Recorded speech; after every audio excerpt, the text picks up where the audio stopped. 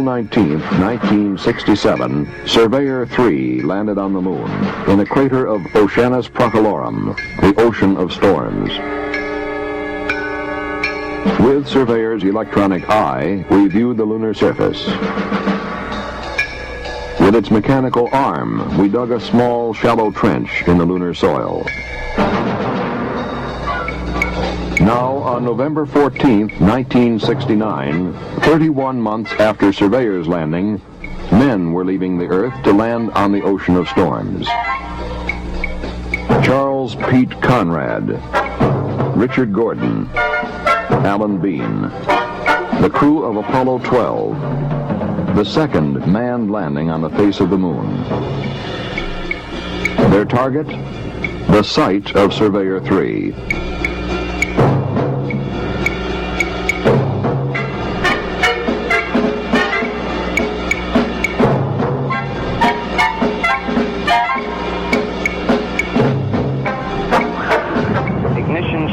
Start. 6, 5, 4, 3, 2, 1, 0. All engines running. Commit. Liftoff. Apollo 12 lifted off in the driving rain. Pete Conrad reports the yaw program is in. Tower clear. The pitch and a roll program, and this baby is really going.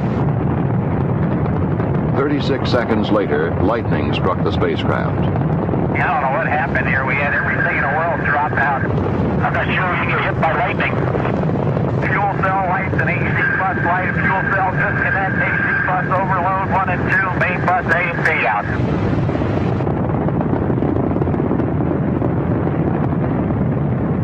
Okay, we're all organized again, Jay.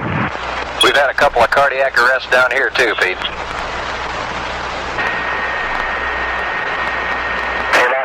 It's a first-class ride, Houston. You gotta go orbit. You're looking good.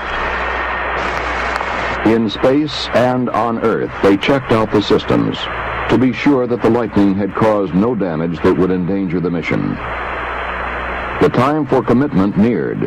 The burn to send Apollo 12 to the moon. Translunar injection, TLI. Apollo 12, Houston, the good word is your go for TLI. Hoopy-doo, we're ready. We didn't expect anything else. We didn't train for anything else, Pete. You better believe it. We have data and thrust is go. Burn looks good. With engine cut off, Apollo 12 was on its way to the moon. Now they turned around to dock with the lunar module and pull it free of the now useless booster. We got a hard dock, Houston. She looks good. The next burn would place Apollo 12 on a new path to the moon. Previous missions had followed a trajectory that would allow them to loop around the moon and with no further burns return to Earth. But Apollo 12, in order to land at the proper site with the proper lighting, would break out of the free return path. Should a failure occur, a burn of the service or lunar module engine would be needed to get them home. 7, 6, 5, landing 99, 0, 2, 1, ignition, thrust. That ball valve A. Okay, other ball valve. 3, 4, 5, 6, very good. Now they settle down to the routine of the outward flight. We're trying all these things that we didn't have in Gemini, like toothpaste and shaving, and we're really having a ball up here. Roger. All dressed up and no place to go. Oh, we're going someplace. We can see it getting bigger and bigger all the time. Then, on November 17th, they prepared for orbit around the moon.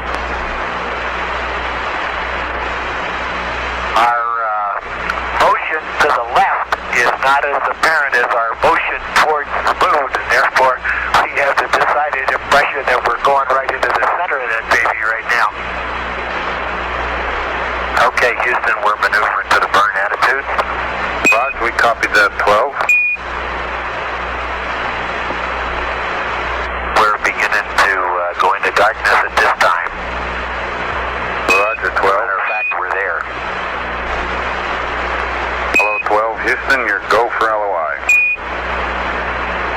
Roger, Houston, go for LOI. Burn checklist is complete to minus 6 minutes, and we're holding a dead point. LOI, Lunar Orbit Insertion. The burn of the spacecraft rocket engine that would place Apollo 12 into orbit around the moon. With this burn occurring behind the moon, there would be no communications with the spacecraft until it came over the lunar horizon. The command module, Yankee Clipper. The lunar module, Intrepid. Apollo 12, Houston. Hello, Houston. Yankee Clipper with Intrepid in tow has arrived on time. I guess like everybody else that just arrived, all three of us are plastered to the windows looking. The next day, Pete Conrad and Alan Bean entered the lunar module, leaving Dick Gordon in the command module. Now the Intrepid and Yankee Clipper undocked and separated, preparatory to Intrepid's descent and landing on the moon. Okay, here you go again. Maybe.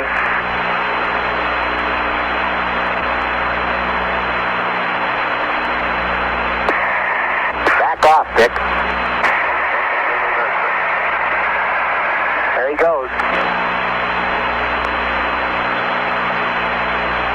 Hey, Houston, descent running pretty smooth today. 70 feet. As with the orbit insertion burn, the burn to begin descent was made behind the moon. Mission Control again contacted Intrepid as it came over the horizon. Intrepid, Houston, how do you read? Hello, Houston, Intrepid. Roger, we read you loud and clear. We had a great DOI burn. And we just watched the first Earthrise, which was fantastic. The Surveyor 3 target was located in the middle of 5 craters arranged like a snowman. The upper crater, called Head Crater, the body, called Surveyor Crater. Surveyor 3 is located in this crater. The object, to land as close as possible to Surveyor Crater. Then at 50,000 feet, Intrepid's engine fired and began the landing sequence. Okay, we're out at 19,000 feet. I got some kind of a horizon out there. I got some craters too, but I don't know where I am yet. Okay. And a Viper 264. Okay. I'm trying to cheat and look out there. I think I see my crater. Hey, baby. I'm not sure. Coming through 7. But that B64, Pete. B64. Hey, there it is. There it is. Son of a gun, right down the middle of the road. Outstanding. 42 degrees, Pete. Hey, it's targeted right to the center of the crater. Look out there. I can't believe it. Amazing. Fantastic. 42 degrees, babe. Just keep slide it in. Coming down at about 99 feet a second. You're looking good. Okay, go for landing. Over 1. Roger, okay. Roger. 40 degrees, LPD, Pete. 40 degrees. So fantastic, I can't believe it. You're at 2,000 feet. Boys on the ground do okay. 1,800 feet up, 39 degrees. 38 degrees, 36 degrees. You're 1,200 feet, Pete. Okay, 1,000 feet coming down at 30. Looks good out there, babe. Looks good. 32 degrees. You're at 800 feet. 33 degrees. 600 feet. Hey, look at that crater right where it's supposed to be. Hey, you're beautiful. 240 coming down at 5. Hey, you're really maneuvering around. Yeah. Come on down, Pete. Okay. 10% fuel. 200 feet. Coming down at 3. Need to come on down. Okay. 180 feet. 9%. You're looking good. Gonna get some dust before long. 96 feet coming down at 6. Slow down the descent rate. 80 feet coming down at 4. You're looking good. 50 feet coming down. Watch for the dust. 40 coming down at 2. Looking good. Watch the dust. Coming down at 2 feet. You got plenty of gas. Plenty of gas, dude. Hang in there. 30 seconds. 18 feet coming down at 2. He's got it made. Come on in there. 24 feet. Contact light. Roger, copy contact. Pro. Yeah, pro. Okay. Storm off. Okay. I'll cycle these valves. You got your descending command override off. Yep. The good thing we leveled off high. Yeah. And came down because I sure couldn't see what was underneath us once I got into that dust. safe place to land. Look at those boulders out there on the horizon, Pete. Shoot my dick. As Conrad and Bean began preparations for their first trip of exploration, men on Earth began their attempts to fix their exact landing site. They were aided by Dick Gordon, orbiting in Yankee Clipper.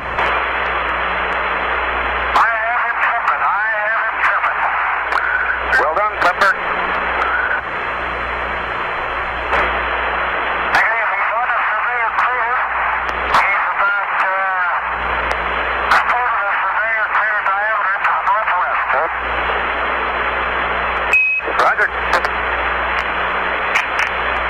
Dick Gordon using the 28 power sextant for these sightings.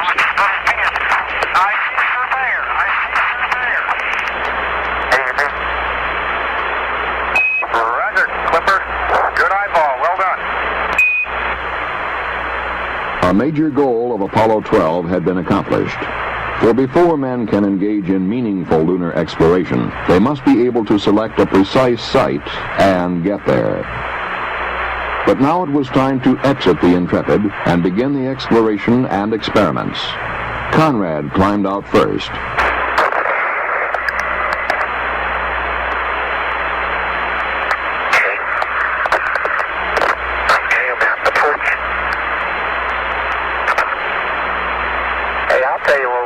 Next to? Yeah. We're about 25 feet in front of the surveyor crater. That's good. That's where we want it to be. I bet you when I get down to the bottom of the ladder, I can see the surveyor. Okay. Down to the pin. Man, that may have been a small one for Neil, but that's a long one for me. Oh, you'll never believe it. That's what I see sitting on the side of the crater. The old surveyor, huh? The old surveyor, yes, sir. Does that look neat? It can't be any further than 600 feet from here. How about that? Now, Pete Conrad collected a preliminary geological sample. I have the decided impression I don't want to move too rapidly. But I can walk quite well. Seems a little weird, I'll tell you. Don't think you're going to steam around here quite as fast as you thought you were. Hey, Al, you can work out here all day. Just take your time. Dum-da-dum-dum-dum. Dum-dum-dum-dum. Now Al Bean left Intrepid to join Conrad on the surface of the moon. Good shape. Yeah, pull the hatch closed here. Okay. Don't lock it.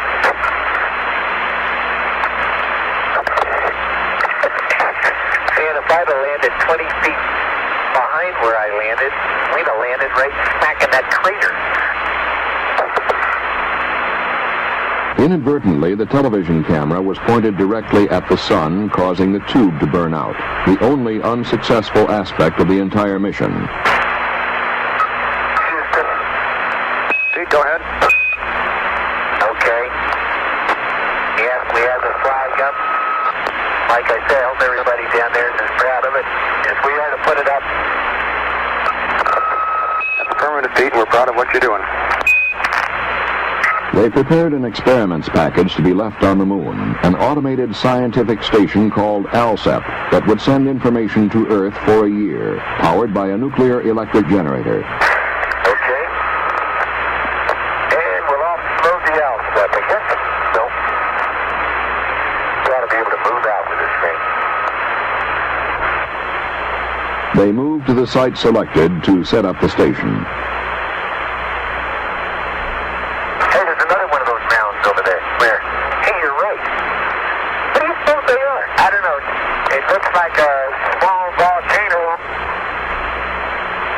They put together the experiment station. How far do you estimate we're from the lamp? 600 feet? At least. ALSEP, an acronym for Apollo Lunar Surface Experiments Package. Piece by piece, they assembled the station.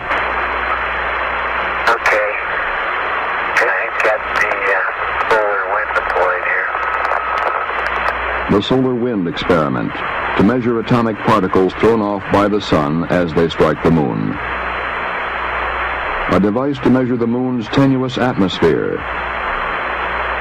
A magnetometer to measure the lunar magnetic field, which would later be found to be 10 to 20 times stronger than many scientists had expected.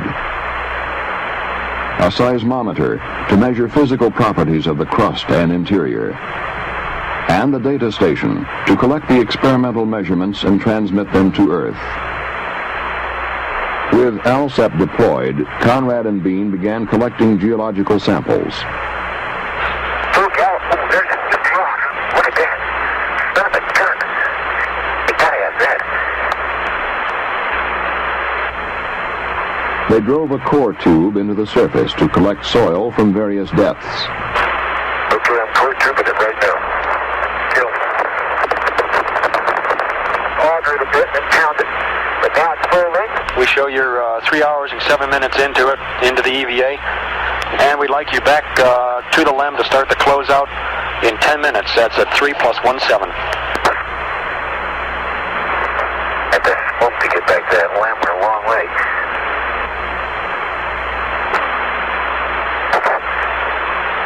Yeah, Houston, we're approaching the ALSAP, headed back to the LEM. Pete and Al, we're picking up your heavy footprints going by the seismometer. Okay, and then we ought to dust each other off. Man, we are filthy. Okay, coming up the ladder. Gosh, you're shaking the whole room. Sorry about that. Yankee Clipper, Houston. Hello, yeah. Clipper here. Clipper, you were sort of a forgotten man for a little while. We're all eyes are on you now. We're with you. As Dick Gordon circled the moon, Pete Conrad and Al Bean rested for their next expedition. Their total time on the lunar surface had been just under 4 hours. 12.5 hours later, they went out again. Whoops, wrong step. Okay, Houston. Roger. Copy, Pete. Before they began their geological expedition to the surrounding craters and to Surveyor, they worked around the lunar module, getting ready the tools and containers they would need. We're putting the parts bag on Pete right now, Houston. Roger, we copy that. And what happened since yesterday? I don't know, I think everybody learned a little. Okay. As Bean readied the equipment, Conrad went out to the ALSEP station to check an instrument about which the Earth-based scientists had shown some concern. I'll loop off to the ALSAP and check the side. I'll meet you at point 1 at head crater. Houston, Pete's on his way to the ALSAP.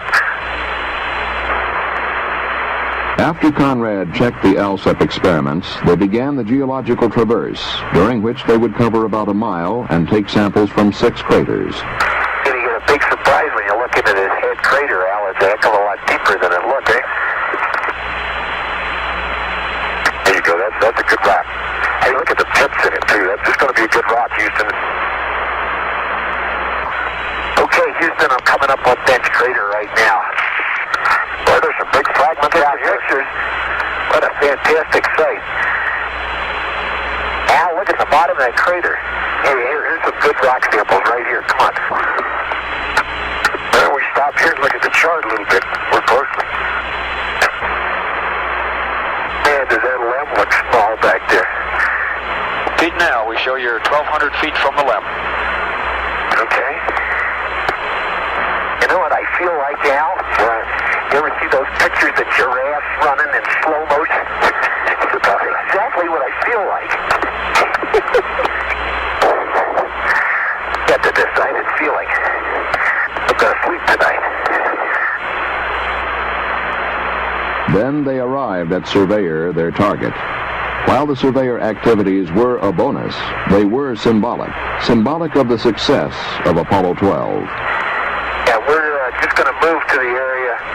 Now look, you can see which way it came in. See the way this gear pad's dug in over there? Dug up dirt, you're still sitting there.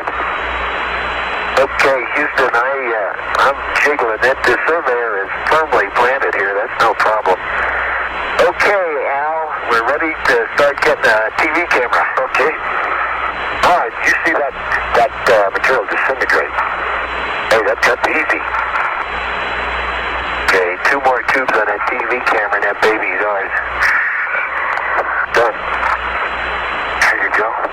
In the bag. Yeah, I gotta zip it up. Good show. How about let me cut this scoop off? Sure. Didn't think you were gonna leave without a scoop, did you? Okay, let's head for Blackie Crater. So they left Surveyor, and after a stop at the crater called Block, they were back at the lunar module, collecting the solar wind experiment, stowing the rock boxes. It's really ridiculous. I got dust all over the rock box, and I'm trying to blow it off. Bean re-entered the lunar module first. Conrad, using a transfer apparatus similar to a clothesline reel, sent the samples up to him. Then, Conrad, too, left the lunar surface. Okay. Houston, if you can mark me off the lunar surface. Roger, we got that beat at 3 hours and 50 minutes into the EVA. Yeah, up for the ladder I come. I hope.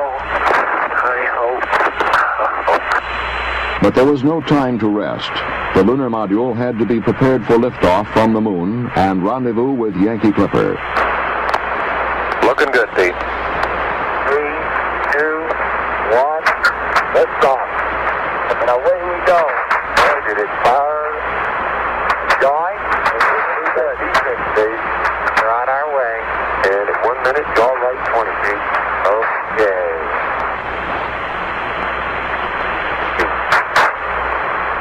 Good jump. Everything looks good. But it does. So they rose to their rendezvous, and from Dick Gordon and Yankee Clipper, Well, you sure look strange down there amongst all the sand dunes. All right. At half a mile, 19 feet a second. You're looking better all the time, Yankee.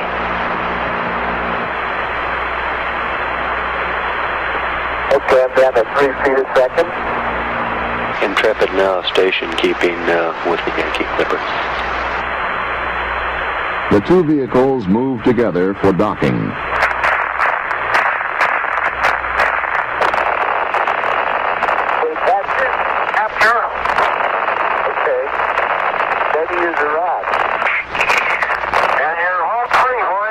Now, Conrad and Bean rejoined Dick Gordon in the command module, bringing with them the samples, experiments, and photographs to be returned to Earth.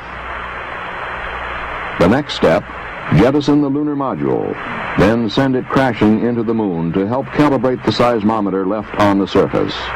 This instrument was designed to measure the intensity of meteor impacts, moonquakes, landslides, and similar phenomena. Guidance and control officer reports that the two spacecraft have separated. Apollo 12, Houston, the LEM is on its way down. Roger, The men on Earth monitored the output of the seismometer, waiting for impact. countdown for LEM impact. 3, 2, 1, mark. LEM impact.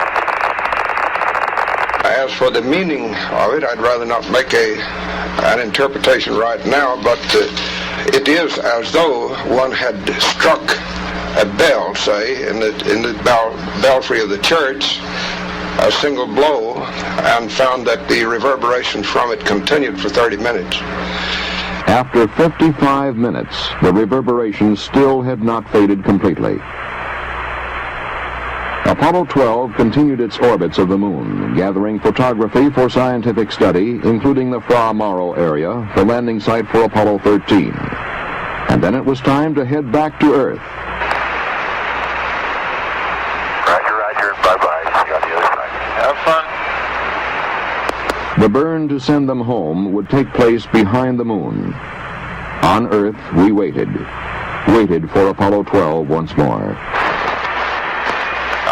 12, Houston. Hello, Houston. Apollo 12 en route home. Shortly before re-entry, the crew of Apollo 12 watched the Earth move to blot out the sun. We're getting a spectacular view at egress. We're using the sun filter from the GNN optics looking through, and it's unbelievable. Then Apollo 12 hit the atmosphere of Earth at 25,000 miles an hour. Okay, it's right on the money. Raj, we concur, Pete.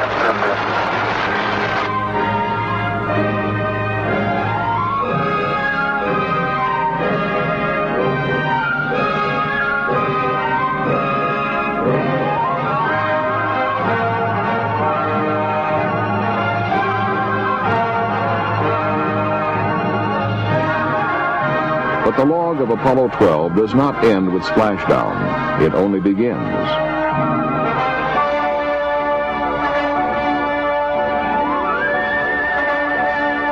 And if I got the grapefruit rock of all grapefruit rocks. Hey, I'm looking at a rock that has all crystals in it. And on the moon, an experimental station called ALSAP sends back its data, each experiment representing a milestone in our knowledge of the moon. The lunar ionosphere alias side has been turned on, and I'm very happy to say is functioning perfectly. The solar wind spectrometer has been functioning, of course, since they also have been turned on. The seismic experiment, as has been reported, is functioning in all respects properly. I think it will represent a major discovery of completely unanticipated about the moon. We're going to have to throw the book away and begin over again, which seems to be the case for the moon in general. Apollo 12 was a milestone in manned extraterrestrial exploration. It achieved its pinpoint landing, as close as possible to its selected target, marked by Surveyor. It set a pace and a pattern of scientific exploration that future missions will not only follow, but will go beyond.